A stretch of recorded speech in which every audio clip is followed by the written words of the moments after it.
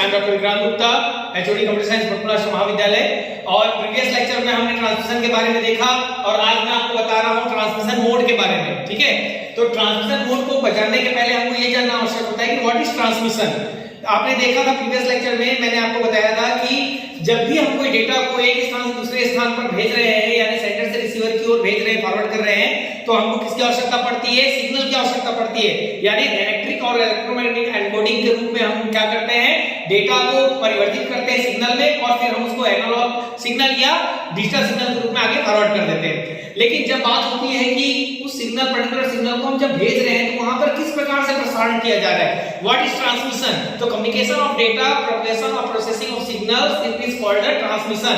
अर्थात जब भी हम डेटा का संचार करते हैं, उसको सिग्नल को वहां पर जब भी हम आगे भेज रहे हैं या प्रसारित कर रहे हैं, तो वो आपका क्या कहलाता है? प्रसारण कहलाता है, ट्रांसमिशन कहलाता है। और जब भी हम ट्रांसमिशन करते हैं तो वहां पर हमको आवश्यकता महसूस होती है मोड की, कि हाउ टू सेंड और receive the information between two और मोर पॉइंट्स। ठीक है, तो जब भी हम बात कर रहे हैं ट्रांसमिशन मोड की और एक पर्टिकुलर बाइट को, यानी 8 बीट के ग्रुप ऑफ बीट को जब भी हम आगे फॉरवर्ड कर रहे हैं, तो वहां पर हमको आवश्यकता होती है ट्रांसमिशन मोड, जो दो प्रकार का होता है। पहला होता है पैरेलल ट्रांसमिशन मोड और दूसरा होता है आपका serial transmission mode. Parallel transmission mode में क्या होता है? आप देख सकते हैं there are so many multiple communication channel between two points, sender और रिसीवर। ठीक है, जो एक सेंडर है और दूसरा जो पॉइंट रिसीवर है, जब भी वो आपस में क्या कर रहे हैं? प्रसारण की प्रक्रिया वहां पर संचालित की जा रही है, तो सेंडर और रिसीवर जो होता है 8 बीट को भेजने के लिए 8 कम्युनिकेशन चैनल्स का इस्तेमाल कर रहे हैं। जैसे यहाँ पर 0 है तो 0 के लिए एक अलग कम्युनिकेशन चैनल है, फिर 1 के लिए अलग कम्युनिकेशन चैनल है, फिर 1 के लिए। इस प्रकार जो भी बीट हमको डेटा जो हमको बीट रूप में मिला है, फॉर्मेट मिला है, यहाँ पर हर बीट को सेंड करने के लिए पैरेलल में समानांतर रूप से क्या किया जा रहा है?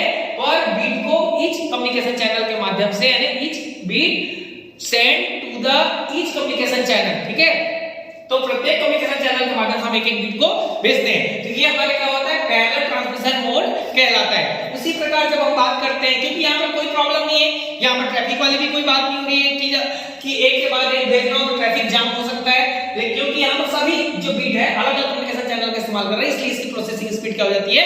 फास्ट हो जाती है। लेकिन जब हम बात करते हैं सीरियल की, तो सीरियली आप नाम से पता चल रहा है कि एक बार में एक ही बीट को हम क्या कर सकते हैं? ट्रांसमिट कर सकते हैं। आप डायग्राम में देख सकते हैं कि यहाँ पर जब भी हम भेज रहे हैं एक पर्टिकुलर बीट को, तो एक बीट जब एक बार चला जाता है, उसके बाद ही हम दूसरे बीट को यहाँ पर क्या कर सकते हैं? ट्रांसमिट कर सकते हैं। जब भी हम ट्रांसमिशन का कार्य कर रहे हैं, तो यहाँ पर हमारे सामने में 3 सिचुएशन जो होती है आ जाती है। पहला होता है एसिंक्रोनियस मोड। ठीक है, तो जब हम सीरियल ट्रांसमिशन की बात कर रहे होते हैं, तो ये 3 प्रकार से क्या करता है? डेटा हैंडलिंग का कार्य कर रहा है, यानी डेटा को ट्रांसमिट करने का कार्य कर रहा है। पहला होता है एसिंक्रोनियस, दूसरा होता है सिंक्रोनियस और तीसरा होता है आइसोक्रोनियस। ये तीनों ही जो होते हैं वो सिंक्रोनाइजेशन का प्रकार है। सिंक्रोनाइजेशन कहने का मतलब क्या? क्यों सिंक्रोनाइजेशन की आवश्यकता पड़ रही है? देखिए, जब हम पैरेलल की बात कर रहे थे तो 0 आसानी से चला गया। यहाँ पर बाकी बिट्स को कोई डैमेज करने की जरूरत ही नहीं पड़ रही थी, टच करने की आवश्यकता नहीं पड़ रही थी। हर का एक अपना टाइम है, टाइम बॉन्डिंग है, वो अपने अपने टाइमिंग पर क्या कर रहे हैं? ट्रैवल कर रहे हैं अपने अकेले सिंगल कम्युनिकेशन चैनल का इस्तेमाल करते हुए। लेकिन जब बात होती है सीरियल, तो यहाँ पर बहुत सारे बीट हैं और चैनल केवल एक होता है। तो जब हम सिंगल कम्युनिकेशन चैनल का उपयोग करके डेटा को हम क्या कर रहे हैं? ट्रांसमिट कर रहे हैं on the form of bit. ठीक है, तो बीट हमारे यहाँ पर कितना है? 8 बीट का 1 बाइट, यानी 1 बाइट में जब हम ट्रांसमिट कर रहे हैं, तो ट्रांसमिट करने के दौरान हमको क्या होता है? यहाँ पर एक बार में हम एक कम्युनिकेशन चैनल में केवल एक ही बीट को क्या कर सकते हैं? रिसीवर को ट्रांसमिट कर सकते हैं। तो ऐसी सिचुएशन में जहां पर एक सिंगल कम्युनिकेशन चैनल का उपयोग किया जा रहा है, तो हमें यहाँ पर सिंक्रोनाइजेशन टेक्निक का उपयोग करने की आवश्यकता होती है। सिंक्रोनाइजेशन मतलब होता है सामंजस्य स्थापित करना, क्योंकि अगर आपका सेंडर की स्पीड रिसीवर की स्पीड से ज्यादा होगी या सेंडर की स्पीड रिसीवर की स्पीड से कम होगी, तो क्या होता है? यहाँ पर अगर सिंक्रोनाइज नहीं करेंगे तो डेटा लॉस होने की संभावना बढ़ जाती है। क्योंकि पैरेलल में क्या हो रहा है? सेंडर और रिसीवर की जो स्पीड है लगभग समान ही होती है, क्योंकि अलग अलग कम्युनिकेशन चैनल में कोई दिक्कत नहीं है। अगर यहाँ पर इसकी स्पीड कम होगी तो भी उसको अपने कम्युनिकेशन चैनल का ही यूज करके ट्रांसमिट करना है, दूसरे वाले की स्पीड ज्यादा होगी तो भी उसका रिसीवर जो है आराम से उसको रिसीव कर लेगा, क्योंकि उसका कम्युनिकेशन चैनल अलग है। लेकिन सीरियल में प्रॉब्लम क्या है? अगर एक बीट को आपने ट्रांसमिट किया और रिसीवर ने उसको रिसीव नहीं किया है और दूसरा बिट आगे ट्रांसमिट कर दे तो दूसरा बिट क्या हो जाएगा, लॉस हो जाएगा, यानी हमारे यहाँ पर डेटा लॉस की संभावना बढ़ जाती है। तो ऐसी सिचुएशन से बचने के लिए हम लोग यहाँ पर क्या करते हैं, सिंक्रोनाइजेशन टेक्निक का उपयोग करते हैं। सिंक्रोनाइजेशन टेक्निक में हमारा सबसे पहले आता है एसिंक्रोनस टेक्निक। अब देखिए एसिंक्रोनस में क्या होता है, एसिंक्रोनस मतलब होता है रुक रुक कर।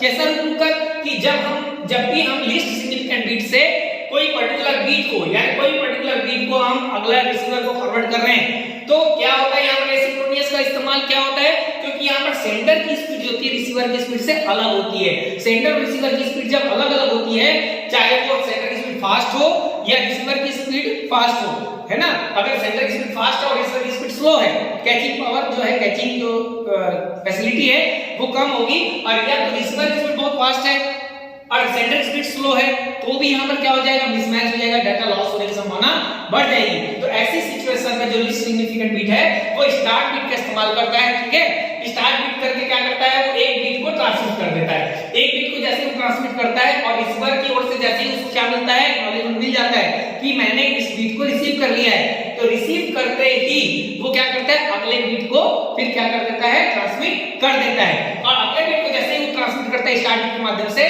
अदर साइड का जो स्टॉप बिट है वो दूसरे बिट को रोक करके रखता है, ठीक है। इस प्रकार सिंक्रोनियस में क्या किया जाता है, एक बार स्टार्ट किया जाता है, डेटा बिट को ट्रांसमिट किया जाता है, और स्टॉप बिट जब तक अगले बिट को नहीं आने देता, जब तक कि उस जो पहला बिट है रिसीव ना हो जाए, ठीक है। तो यहाँ पर क्या हो रहा है, जो लिस्ट सिग्निफिकेंट बिट है उसकी स्पीड अगर मान लीजिए फास्ट है और उसने एक बिट को भेज दिया और रिसीवर की स्पीड स्लो है, तो क्या होगा, जैसे ही वो दूसरे बिट को ट्रांसमिट करेगा वहां पर हमारा डेटा लॉस हो जाएगा। ये ठीक उसी प्रकार है जैसे दो लोग अगर कैच बॉल खेल रहे हैं और सेंटर ने बहुत तेजी से क्या किया है, बॉल को फेंका है और रिसीवर की स्पीड स्लो थी, तो बॉल उसके हाथ से छूट जाएगी। उसके बाद वो दूसरा बॉल को सेंड कर दिया, तब तक कि वो रिसीव नहीं कर पाया है, तो ऐसी सिचुएशन में क्या हो जाएगा, बॉल नीचे गिर जाएगी। उसी प्रकार यहाँ पर भी क्या हो रहा है, जैसे ही एक बिट गया, अगर रिसीवर उसको रिसीव नहीं कर पाया है और दूसरा बिट को भी वो ट्रांसमिट कर देगा, तो डेटा यहाँ पर क्या हो जाएगा, लॉस हो जाएगा।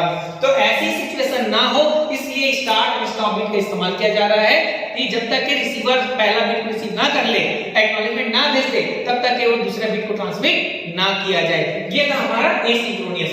इसी प्रकार होता है सिंक्रोनियस। सिंक्रोनियस मतलब होता है लगातार जारी रहने वाला। क्यों लगातार, क्योंकि यहाँ पर सेंडर और रिसीवर दोनों की स्पीड बराबर होती है, ठीक है। यानी सेंडिंग स्पीड और रिसीविंग स्पीड में कोई ज्यादा डिफरेंस नहीं होता है। तो ऐसी सिचुएशन में वो लगातार बिट को ट्रांसमिट करता रहता है और रिसीवर लगातार बिट को रिसीव करता रहता है, तो ये सिंक्रोनियस होता है। तीसरा होता है हमारा आइसोक्रोनियस। ये जो होता है सिचुएशन पर डिपेंडेंट होता है। ये लेटेस्ट अप्रोच है जो एसिंक्रोनियस और सिंक्रोनियस दोनों का मिला जुला स्वरूप है, यानी दोनों की जो कैरेक्टरिस्टिक्स है वो आइसोक्रोनियस जो है उसको होल्ड करता है, ठीक है। तो ट्रांसमिशन मोड मतलब होता है कि हम किसी एक ऐसे मोड का इस्तेमाल कर रहे हैं, माध्यम का इस्तेमाल कर रहे हैं जिसके माध्यम से हम अपने डेटा बिट को एक सीरीज में यानी एक सीक्वेंस में हम सेंड कर रहे हैं कम्युनिकेशन चैनल का उपयोग करते हुए, ठीक है।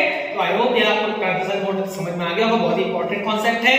ओके, मिलते हैं नेक्स्ट लेक्चर में। Thank you so much.